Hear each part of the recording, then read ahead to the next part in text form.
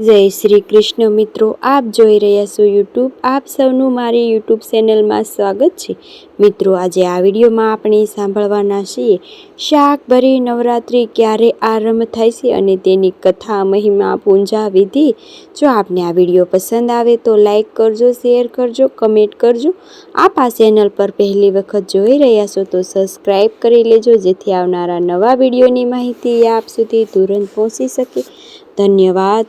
મિત્રો, શાકભરી નવરાત્રિ જે માતાજી અન્નપૂર્ણા મા શક્તિ શાકહારી શાક શક્તિ છે તે તારીખ 28 ડિસેમ્બર 2025ને રવિવારે શરૂ થાય છે. પોહ માસની શુક્લ પક્ષની અષ્ટમી તિથિ શરૂ થતી પોહ માસની પૂર્ણિમા એટલે કે પોષી પૂર્ણિમા સુધી ચાલતા નવરાત્રિ જીવનમાં પોષણ, સુખ, આરોગ્ય, સૌભાગ્ય આપનાર મા શાકભરી દેવીના નવરાત્રિ આરંભ થાય છે. આ નવરાત્રિ દરમિયાન ભક્તો માની કૃપા પ્રાપ્ત અર્થે જપ, પાઠ, દાન, પુણ્ય કરે છે. ભક્તો અને પોતાની મનોકામના પૂર્ણ કરે છે. શાકભરી માતા કે જે આદ્ય શક્તિ સ્વરૂપ છે, માનું સ્વયં સ્વરૂપ છે, જે ભક્તો પોષણ આપનાર દેવી છે. દેવી મા શાકભરી દેવીના નવરાત્રિ આજથી શરૂ થાય છે અને જ્યારે પોહ માસની પૂર્ણિમા આવે છે ત્યારે શાકભરી દેવીનો જન્મ ઉત્સવ મનાવાય છે. આ શાકભરી દેવીના નવરાત્રિ વિશે આપણે આ વિડીયોમાં સાંભળીશું. માની કથા સાંભળીશું કે માની ઉત્પત્તિ કેવી રીતે થઈ, સ્ત્રોતમાં શું વર્ણન છે. નવરાત્રિમાં જે ભક્તો નવરાત્રિનું વ્રત કરવા માંગે છે તે નવરાત્રિની પૂજા વિધિ વિશે પણ જાણીશું. જો યા દેવી સર્વભૂતેશ્વરી માતૃરૂપેણ સંસ્થિતા નમસ્તુતે નમસ્તુતે નમસ્તુતે નમો નમઃ. બોલો ભગવાન જગતજનની મહાશક્તિ શિવપ્રિયા મા દેવી શાકભરીની જય. મિત્રો, શાકભરી નવરાત્રિમાં આદ્ય શક્તિ શ્રી જગદંબા દેવીના સૌમાન સ્વરૂપની પૂજા મહત્વ બતાવેલું છે કે શાક, સબ્જી, ફ્રૂટ, ફળ આદિ પ્રદાન કરે. મા એ ભૂખ મરો એ આ અકાળને સમયને તેમાંથી મુક્તિ આપવાની છે. તેથી મા પુષ્ટિવર્ધની છે પણ કહેવાય છે. જે પોહ માસ છે, પોષણ આપનારો માસ છે, તેમાં મા શાકભરીની પૂજા એટલા માટે થાય છે. જીવનમાં સમૃદ્ધિ, સ્વાસ્થ્ય, ધન પ્રદાન કરનારી દેવી શાકભરી નવરાત્રિ દરમિયાન ભક્ત વિશે રૂપે તાજા ફળ કે શાકભાજી તે માને અર્પિત કરે છે, જેથી માની કૃપા પ્રાપ્ત થાય છે. આમ તો વર્ષભરમાં કુલ 4 નવરાત્રિ કહેવાય છે, જેમાં આસો માસની નવરાત્રિ, શારદીય નવરાત્રિ, ચૈત્ર માસની નવરાત્રિ અને મહા માસ તથા અષાઢ માસની નવરાત્રિ. આમ કુલ 4 નવરાત્રિ છે, જેમાં 2 આપણે ઉજવીએ છીએ અને 2 ગુપ્ત રહે છે. પરંતુ તંત્ર મંત્ર સાધના સિદ્ધિ આપનાર આ અન્ય નવરાત્રિ જે પોહ માસની શાકભરી નવરાત્રિ છે, 5મી નવરાત્રિ છે, અષ્ટમી તિથિ પ્રારંભ થાય છે. આમ જોઈએ તો દરેક નવરાત્રિ શુદ્ધ પક્ષ એકમથી શરૂઆત થાય છે, પરંતુ આ પોહ માસની નવરાત્રિ અલગ જ છે, જે શુક્લ પક્ષની અષ્ટમી શરૂ થાય છે અને પૂર્ણિમાએ પૂર્ણ થાય છે. હવે તિથિ વૃદ્ધિ હોય છે, વચ્ચે આવતી હોય છે, તે શેય હોય છે, તે પ્રમાણે નવરાત્રિના દિવસો પણ ઘટતા થઈ શકે છે. ભક્તો તંત્ર મંત્ર સાધના કરે છે, તેમના પાસે આ નવરાત્રિ ઉત્તમ ફળ આપનારી છે. સાધન વનસ્પતિ દેવી શાકભરની દેવી આરાધના કરે છે, જે પોતાના શરીરમાંથી ઉત્પન્ન થાય છે. ઉત્પન્ન શાકભાજી કે પછી ફળ, મૂળ આદિ સંસાર ભરણ પોષણ અર્થે પ્રદાન કરતી રહે છે. આ કારણ કે જ માતા શાકભરી નામે વિખ્યાત થયા છે. જે ભક્તો આ શાકભરી નવરાત્રિ દરમિયાન જરૂરિયાતમંદને અન્ન કે શાકભાજી કે ફળ, કંદમૂળ, કોઈ પણ આપણે લીલોતરી કે જે આપણે આરોગ્ય શકીએ છીએ, આપણે જમી શકીએ છીએ તે ભોજન છે તે દાન કરે છે, પુણ્યના ભાગી બને છે. માની કૃપા તેની ઉપર વરસે છે. મા શાકભરી જ 10 મહાવિદ્યાઓમાંથી એક વિદ્યા તરીકે ઓળખાય છે. મા રક્તદેવી, છીન્નમસ્તિકા, ભીમાદેવી, ભાંભરી દેવી અને માં કનક દુર્ગા નામે પણ ઓળખાય છે. માં શાકભરી દેવીના દેશમાં અનેક પીઠ છે, પરંતુ પ્રમુખ અને પ્રાચીન શક્તિપીઠ કોઈ હોય તો તે સહારનપુર પર્વતની ભાગમાં. આખાય ભારત વર્ષમાં વૈષ્ણવ દેવી પછી બીજું શક્તિપીઠ પ્રસિદ્ધ હોય તો તે છે માં શાકભરી દેવીનું રાજસ્થાનમાં શક્યરાજ પીઠ તરીકે ઓળખાય છે. નવ દેવીના દર્શન થઈ જાય અથવા નવ દેવીને આરાધના કરીએ તેમાં નવમા દેવી માં શાકભરી છે, જેમના અંતિમ દર્શન થાય છે વૈષ્ણવ દેવી. શરૂઆત થાય યાત્રા તો માં શાકભરી દેવીએ પૂર્ણ થાય, જેમાંય વૈષ્ણવ દેવી માં ચામુંડા દેવી, માં વ્રજવંશી દેવી, ચિંતપૂર્ણી દેવી, માં નૈના દેવી, માં મનસા દેવી, માં કાલિકા દેવી અને અંતમાં માં શાકભરી દેવીના દર્શન થાય છે. નવદેવી માં શાકભરી દેવીનું સ્વરૂપ છે તે કરુણામય છે, મમતામય છે. દેવીના રૂપે ઓળખાય છે. સતગુરુ પુરાણમાં કહેવામાં આવ્યું છે કે માં શાકભરી દેવી જ્યાં બિરાજમાન છે તે ક્ષેત્ર આખું તપ કરવા માટે ઉત્તમ છે. મનોકામના પૂર્તિ અર્થે ભૂમિ પૂજનીય છે. 51 શક્તિપીઠમાં અહીં શક્તિપીઠનું મસ્તક પડ્યું હતું. પુરાણોમાં દેવીપીઠમાં શક્તિપીઠ, પરમપીઠ, મહાશક્તિપીઠ અને સિદ્ધપીઠ પણ આ ક્ષેત્રને કહેવાય છે. મુખ્ય પ્રતિમાએ જમણી બાજુ ભીમાદેવી ભાંભરી તથા ડાબી બાજુ સંતાક્ષરી દેવી શ્રી પ્રાચીન પ્રતિમા બિરાજમાન છે. માની આ રીતે દર્શન થાય છે. પ્રથમ પૂજનીય વિઘ્નતા જ ગણેશજી પણ બિરાજમાન રહે છે. માતાના પ્રસાદમાં ખાસ કરીને હલવો, પૂરી, શાક સબ્જી કે ફ્રૂટ, મેવા, મિષ્ટાન, શાકાહારી ભોજનનો ભોગ લગાવાય છે. સહારનપુરમાં શિવાલિંગ ક્ષેત્રમાં શાકભરી દેવીનો વિશાળ મેળો પણ ઉજવાય છે. તેમાંય ખાસ કરીને દરેક નવરાત્રિમાં માની પૂજા આરાધના થાય છે અને ભક્તોની ભીડ દર્શન માટે ઉમટે છે. માન્યતા છે કે માનું દર્શન પૂજનીય અનફળ ધન ધાન્ય અક્ષય ફળની પ્રાપ્તિ થાય છે. માં શાકભરી દેવી સહારનપુરની અધિષ્ઠિત દેવી છે. સહારનપુરમાં બિરાજમાન માં શાકભરી દેવી મંદિર ઉત્તર ભારતમાં સૌથી મોટું સિદ્ધપીઠ છે. હવે આપણે સાંભળીએ માં શાકભરી દેવીની સાથે વિવિધ પૌરાણિક કથા,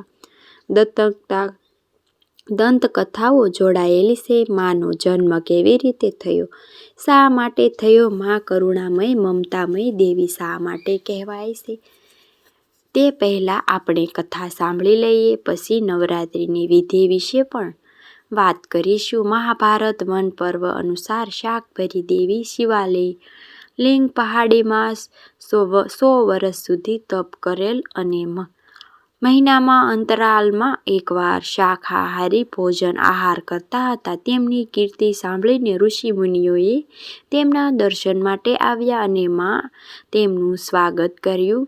દેવી માતાએ આ ઋષિમુનિઓને સ્વાગત, શાક, ફળ આદિ કર્યું. તેથી માં શાકભરીના નામે ઓળખાય છે અને એનો અર્થ એ પણ થાય છે કે દેવી શાકાહારી ભોજન ગ્રહણ કરતા હતા અને તપસ્યામાં લીન રહેતા હતા. સ્કંદ પુરાણ અનુસાર યમુનાજીના પૂર્વ ભાગ સૂર્યકુંડ છે. ત્યાં જ વિષ્ણુકુંડ અને બ્રાહ્મણ ગંગા સસ્યશૃંખા તીર્થ બિરાજમાન પણ છે. પૂર્વકાળમાં અહીં ભગવાન વિષ્ણુએ દૈત્યતા રુદ્રને પ્રસન્ન કરવા માટે તપ કર્યું હતું. જેમાં દક્ષિણ ભાગમાં શાકભરી દેવી બિરાજમાન હતા. તે શ્રેષ્ઠ અને સર્વકામેશ્વરી દેવી છે, એટલે કે સર્વે કામના પૂર્ણ કરનાર છે. અહીં જ શાકેશ્વર મહાદેવ પ્રત્યે સિદ્ધિદાયક પણ છે. સ્વાભાવિક છે કે જ્યાં મા દુર્ગા બિરાજમાન હોય છે ત્યાં મહાદેવી પણ બિરાજમાન રહે છે અને ભૈરવ પણ. એટલા માટે શાકભરી દેવી સાથે શાકેશ્વર મહાદેવ પણ બિરાજમાન રહે છે. ભગવાન વિષ્ણુની તપસ્યા સફળ થઈ હતી. આ ક્ષેત્રમાં. એટલા માટે આ શાકભરી જે માતા બિરાજમાન રહે છે તે ક્ષેત્ર સિદ્ધિદાયક ક્ષેત્ર કહેવાય છે. એક અન્ય કથા અનુસાર પાર્વતીજીએ શિવને પ્રાપ્ત કરવા માટે અહીં કઠોર તપસ્યા કરી હતી. તેમણે અન્ન જળનો પણ ત્યાગ કરી દીધો હતો અને જીવન ચલાવવા માટે થોડા શાક સબ્જી ખાતા હતા. તેથી માનું નામ શાકભરી દેવી પડ્યું હતું. જેમ ભગવાન વિષ્ણુ આ જગતનો ઉદ્ધાર કરવા માટે, અસુરાના નાશ માટે, ધર્મની રક્ષા માટે આવે છે, એ જ રીતે દેવી માતા પાર્વતી શિવપ્રિયા આપણા સૌના કલ્યાણ માટે, સર્વે જીવો કલ્યાણકરણ માટે જગતજનની છે. એટલા માટે માં વારંવાર ભક્તોની રક્ષા કરવા માટે આવે છે. એક અન્ય દત્તક અનુસાર જ્યાં જે શાકભરી દેવીની શક્તિપીઠ છે તે સ્થાનની લગભગ 8 કિલોમીટર દૂર શિવાલય પર્વત શિખર છે. ત્યાં જ જંગલમાં ઊંચા પહાડ તથા દુર્ગમ રસ્તા પણ ભક્તો જવામાં આવવા માટે ઘણી તકલીફ થતી હતી. ત્યારે શાકસરિયાજીએ વર્તમાન મંદિર સ્થાપના કરી અને ત્યાં સ્થાપિત ભીમાદેવી, ભાંભરી દેવી, સંતાક્ષરી દેવીનો વિગ્રહ પણ રાખવામાં આવ્યો, જેથી દરેક ભક્તો આસાનીથી માના દર્શન કરી શકે છે. ત્યારબાદ શ્રી શંકરાચાર્ય હરિદ્વાર રસ્તે બદ્રી કે કેદારનાથ ચાલ્યા ગયા હતા. આ ઉપરાંત દેવી પુરાણ, શિવ મહાપુરાણ, ધાર્મિક કથા અનુસાર હિરણ્યકશ્યપના વંશમાં એક મહાદેવી રૂપ થયા ગુરુને એક પુત્ર થયા દુર્ગમ, જે દુર્ગાસુર તરીકે ઓળખવામાં આવ્યા. દુર્ગમાસુરે બ્રહ્માજીની તપસ્યા કરી 4 વેદોને પોતાના આધીન કરી દીધા. વેદો ન હોવાથી સમસ્ત ક્રિયા લુપ્ત થઈ ગઈ. બ્રાહ્મણો પણ પોતાના ધર્મને ત્યાગીને બીજા ધર્મ તરફ વળવા લાગ્યા. બ્રાહ્મણો ધર્મ વિહીન થવાને કારણે યજ્ઞ આદિ જે અનુષ્ઠાન હતા તે બંધ થયા, જેથી દેવતાઓને જે યજ્ઞ દ્વારા શક્તિ પ્રાપ્ત થતી હતી તે પણ ક્ષીણ થઈ ગઈ, જેને કારણે ભયંકર દુષ્કાળ પડ્યો. સ્વાભાવિક છે કે દેવતાઓ પોતાનું કાર્ય વ્યવસ્થિત રીતે કરી ન શકતા ન હતા. વરુણ દેવ વરસાદ વરસાવી શકતા ન હતા. ઇન્દ્ર દેવતા પણ આ કાર્ય કરવા માટે અસમર્થ હતા અને ધરતી ઉપર પણ એવી જ દશા થઈ. જલ મળવાને કારણે વનસ્પતિ સુકાઈ ગઈ, જેથી દરેક જીવને જે પોષણ મળતું જોઈએ તે અન્ન જળ આદિ પણ બંધ થઈ ગયું અને ભૂખ અને તરસથી સમસ્ત જીવ મૃત્યુ નજીક થવા લાગ્યા. દુર્ગમાસુરે દેવો સાથે પણ ભયંકર લડાઈ કરી, જેમાં દેવતાઓને હાર નિશ્ચિત હતી, કારણ કે તેઓ અશક્ત હતા. દુર્ગમાસુરના અત્યાચારને પીડિત દેવતાગણ શિવાલિંગ પર્વતમાં માળામાં સતાઈ ગયા. જ્યાં મા જગદંબિકાનું સ્થાન છે ત્યાં માતાનું ધ્યાન કરવા લાગ્યા, જપ, પૂજન અને સ્તુતિ કરવા લાગ્યા. જ્યારે દેવોએ આ દ્વારા સ્તુતિ થવા લાગી ત્યારે મહામાયા મા પાર્વતી, જે મહિષાની ભુવનેશ્વરી નામે પ્રસિદ્ધ છે, અજોનિત અર્થાત જેમના માતા પિતા નથી, સ્વયંભૂ દેવી પ્રગટ થયા. તેવા મા જગદંબા ત્યાં પ્રગટ થયા. બોલો મા શાકભરી દેવીની જય. સમસ્ત સૃષ્ટિ દુર્દશા જોઈને મા જગદંબા અત્યંત ગુસ્સે થયા. ગુસ્સાના કારણે માના શરીરમાં પરસેવો થવા લાગ્યો અને કરુણામય દેવીના આંખમાં આંસુ પણ આવી ગયા કે અરે, આ દરેક જીવની શું દુર્દશા થાય છે. ત્યારે માના આંસુઓની ધારા પ્રવાહિત થવા લાગી.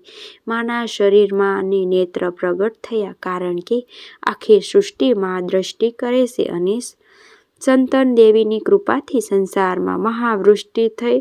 નદી, તળાવ, જલ સર્વે કાંઈ ભરાઈ ગયા. દેવતાઓએ ત્યાં માની સંતાશી દેવી 1000 નેત્રોવાળી દેવીની આરાધના કરવા લાગ્યા. ત્યારે સંતાક્ષી દેવીએ એક દિવ્ય સૌમ્ય સ્વરૂપ ધારણ કર્યું. માનું સંતુભય રૂપ જોઈ હતું. કમલના આસન ઉપર મા બિરાજમાન હતા. માના એક હાથમાં કમળ અને એક હાથમાં બાણ, એક હાથમાં શાક અને ફળ અને એક તેજસ્વી ધનુષ ધારણ કરેલું હતું. ભગવાન શ્રી પરમેશ્વરીએ પોતાના શરીરમાંથી અનેક શાક પ્રગટ કર્યા, જેમને ખાઈને સંસાર થઈ શાંત થઈ. આમ દિવ્ય રૂપમાં શાકભરી નામે માતા પૂજન થયા. ત્યારબાદ દુર્ગમાસુરને રીઝવા માટે આ સુંદર રૂપ ધારણ કર્યું અને શિવાલિંગ પહાડ પર આસન જમાવીને બેઠા. જ્યારે અસુરે પહાડ પર બેઠેલા જગદંબાને જોયા ત્યારે અસુરને માને પકડવા માટે વિચાર કર્યો. જ્યારે દુર્ગમાસુર માતાની નજીક આવ્યો ત્યારે માતાએ પૃથ્વીની દૂર અને સ્વર્ગની બહાર એક ઘેરો બનાવ્યો. સ્વયં પોતે જ ઘેરાની બહાર ઊભા રહ્યા. દુર્ગમાસુરની સાથે દેવીએ ઘોર યુદ્ધ કર્યું. અંતમાં દુર્ગમાસુરને મોક્ષ પ્રાપ્ત થયો. જ્યારે દેવીએ સ્તુતિ કરી માએ પ્રસન્ન થઈને બ્રહ્માજી પાસેથી જે અસુરને વેદ લઈ લીધા હતા તે વેદને પાછા બ્રહ્માને પરત કર્યા. ફરી સૃષ્ટિનો વ્યવહાર રીતે આરંભ થયો. પાલન પોષણ થતું રહ્યું. ફરી ધર્મ સંસ્થાનો પોતપોતાના ધર્મમાં બધા મનુષ્યો અંગેશ્વર થયા અને દેવતાઓએ પણ તેમનો ભાગ મંડળ માંડ્યો. તથા ભક્તે પૂરે દેવ કે જે ભૈરવનું એક સ્વરૂપ છે તેમને અમર તત્વના આશીર્વાદ આપ્યા. માની અનુકૃપાથી વર્તમાન સમયમાં પણ સર્વપ્રથમ ઉપાસક ભૂરેદેવ એટલે કે ભૈરવના દર્શન કરવા માટે આવે છે. ત્યાર પછી જ માના દર્શન થાય છે. ગમે ત્યારે મંદિર હોય તે શક્તિપીઠ હોય ત્યાં ભૈરવ બિરાજમાન રહે છે. સૌ પ્રથમ ભૈરવ દર્શન થાય છે, પછી માના દર્શન થાય છે. આ ભૈરવને પણ અમર તત્વનું વરદાન આપ્યું છે. આજે પણ આપણે ભૈરવની અષ્ટમી તિથિ દિવસે પૂજા આરાધના કરીએ છીએ. ત્યારે સાક્ષાત ભૈરવ કે જે કાલના કાલ મહાકાલ છે તે ભક્તોની રક્ષા અવશ્ય કરે છે. દુર્ગમાસુરનો જ્યાં મોક્ષ થયો હતો ત્યાં હવે વીર ખેતનનું મેદાન છે, જ્યાં માતા સુંદર રૂપમાં પહાડની શિખા ઉપર બેઠેલા દર્શન આપે છે. માં શાકભરી દેવીનું ભવન છે. જે સ્થાન પર છે એ પુરા દેવીને અમર તત્વનું વરદાન આપ્યું હતું. ત્યાં જ બાબા પુરાદેવનું મંદિર પણ છે. પ્રાકૃતિક સૌંદર્ય તથા હરીભરી ઘાટીઓમાં પરિપૂર્ણ ઉપાસકતા મનને મોહકવાળું આ ક્ષેત્ર દેવી પુરાણમાં અનુસાર સંતાસી દેવી, શાકભરી દેવી, મા દુર્ગા દેવી એક જ આંગભરી નવરાત્રિ ઉત્સવ 8 દિવસનો હોય છે. અને આ નવરાત્રિ મુખ્ય રૂપમાં રાજસ્થાનમાં, કર્ણાટક, મહારાષ્ટ્ર, તામિલનાડુ, ઉત્તર પ્રદેશ છે. આ જગ્યાએ માતાનો પ્રભાવ વધુ જોવા મળે છે. આ નવરાત્રિમાં ક્ષેત્રમાં વધુ ઉજવાય છે. આ દરમિયાન માતા દુર્ગા શાકભરી અવતારની પૂજા આ ક્ષેત્રોમાં પણ વધુ થાય છે. આ અવતારને જે માનો છે તે પોષણ અને સ્વાસ્થ્ય પ્રદાન કરનારો છે. નવરાત્રિનું વ્રત કોઈ પણ ભક્ત કરી શકે છે.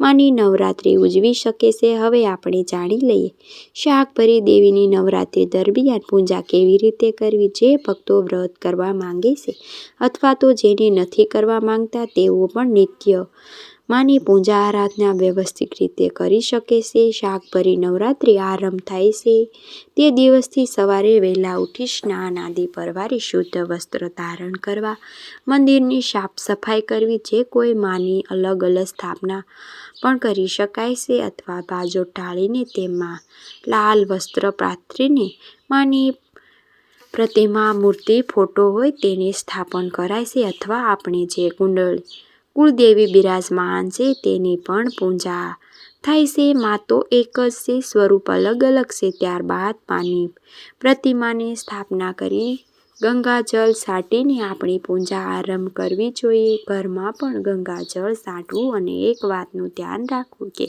જે ભક્તો નવરાત્રિની પૂજા કરે છે, વ્રત કરે છે તેઓ ઘરમાં ચોખ્ખાઈ અવશ્ય રાખે. આપણે દર નવરાત્રિમાં આ નવરાત્રિ કહીએ છીએ તેમને ખ્યાલ જ ન હશે. માતાની પ્રતિમા જ્યારે બિરાજમાન થાય છે, ધૂપ, દીપ, નિવેદ, સ્ત્રોત, પાઠ આદિ માની પૂજા થાય છે. માને ભોગ સાકર, મેવા, પૂરી, હલવો, શાકભાજી, કંદમૂળ આદિ ધરાવાય છે અને પછી તે પ્રસાદમાં પણ લઈ શકાય છે. અને વ્રત કરવા માંગે છે તેઓ સંકલ્પ પણ અત્યારે સવારે જ કરે. દુર્ગા સ્ત્રોત પાઠ કરે, માતાને મીઠાઈ ભોગ નિત્ય લગાવે, ફળ, પુષ્પ, મેવા, ધૂપ, દીપ નિત્ય પૂજન થાય છે અને સવારે સાંજે દરમિયાન મા દુર્ગા દેવીના 108 મંત્ર જાપ કરી શકાય છે. દુર્ગા સપ્તમીનો પાઠ થાય છે. મા શાકભરી દેવીની આરતી થાય છે. નવરાત્રિ દરેક દિવસમાં માતાની પૂજા થાય છે. નવરાત્રિ દરમિયાન જે ભક્તો વ્રત કરે છે તેઓ ચોખ્ખાઈ ઘરમાં રાખે. કોઈ પણ વ્યસન હોય તો તે ત્યાગ કરે. પતિ પત્ની જો વ્રત પૂજા કરતા હોય તો સ્વયં રાખે. નિંદા કુતલી ન કરે. ઘરમાં પણ આપણે જ્યાં માની પૂજા કરીએ છીએ ત્યાં અખંડ જ્યોત પ્રગટાવી શકાય છે. કુંભ સ્થાપન પણ કરી શકાય છે. જેવી શ્રદ્ધા ભાવ હોય તેવી રીતે માની પૂજા આરાધના કરી શકાય છે. માની પૂજા ચાલતી હોય ત્યારે સાત્વિક ભોજન લેવું અને સાત્વિક આહાર વિહાર કરવો. બહાર જવાનું થાય તો પણ પૂજા સમયે ઘેરે આવી જવું. 8 દિવસ સુધી માની પૂજા ચાલતી હોય ત્યારે બહાર ગામ રાત્રિ રોકાણ કરવું ન જોઈએ. નવરાત્રિ દરમિયાન કોઈની બહેન માસિક ધર્મમાં થાય તો અન્ય કોઈ ઘરનું સદસ્ય તે માની પૂજા અને માસિક દરમિયાન બહેનો પૂજા રૂપમાં પ્રવેશ ન કરે. જો કોઈ જન્મ કે મૃત્યુ થાય હોય તો પણ માની પૂજા અલગ જ રાખી માની પૂજા બીજા દ્વારા કરાવી શકાય છે. અને જ્યારે આપણે નવરાત્રિ પૂર્ણ થાય એટલે કે પોહ માસની પૂર્ણિમા આવે, જ્યારે શાકભરી માનો જન્મ ઉત્સવ મનાવે છે ત્યારે માતાની નવરાત્રિ પૂર્ણ થાય છે. મંગલ વિધિ થાય છે. જે કાંઈ દાન દક્ષિણા આપીએ છીએ તે મંદિરમાં જઈને કરી શકાય છે. ગોળ પણ જમાડી શકાય છે. નાની નાની બાળાઓને એક ભેરવ જમાડી શકાય છે. દક્ષિણા આપી શકાય છે. મિત્રો, આપણે સાંભળી શાકભરી નવરાત્રિની માની કથા. મને સાંભળવા માટે ધન્યવાદ. આપ સૌને મારા જય શ્રી કૃષ્ણ.